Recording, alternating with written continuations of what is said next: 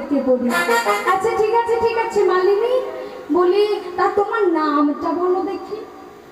গোবিন্দ মালিনী মনে মনে চিন্তা করছে নাম কি বলা যায়, নাম কি বলা যায়, নাম কি বলা যায়।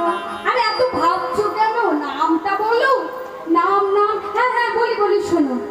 আমার নাম হরিমালিনী, হরিমালিনী শোনো শোনো রাজ নন্দিনী,